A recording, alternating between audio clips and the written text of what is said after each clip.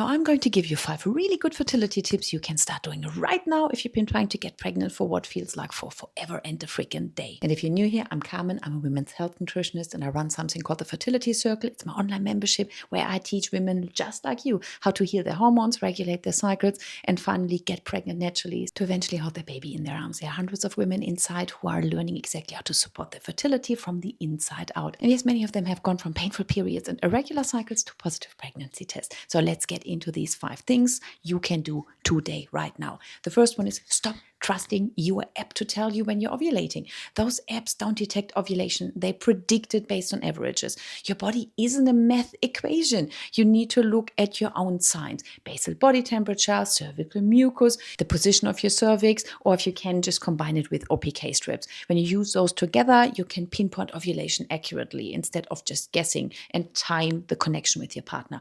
Second, I want you to eat so you're stabilizing your blood sugars. I don't mean diet food or calorie restriction. I mean real nutrient-dense meals with heaps of protein and fiber at every single meal.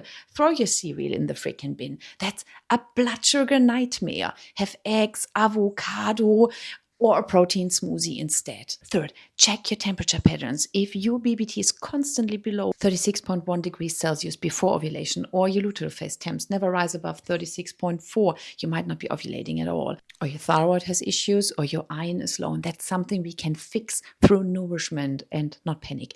Number 4, swap out the stress workouts. In the second half of your cycle, especially the week before your period, ditch the HIIT workouts and go for yoga, Pilates, or gentle movement. Calm down. Your body really doesn't need punishment to be fertile. It needs to feel safe. The 5th one is don't overload on random supplements. Start with a foundation, maybe magnesium. That's an important one.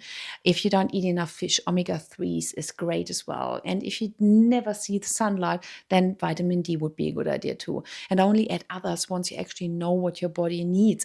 If you are not iron deficient, for example, you don't need an iron supplement.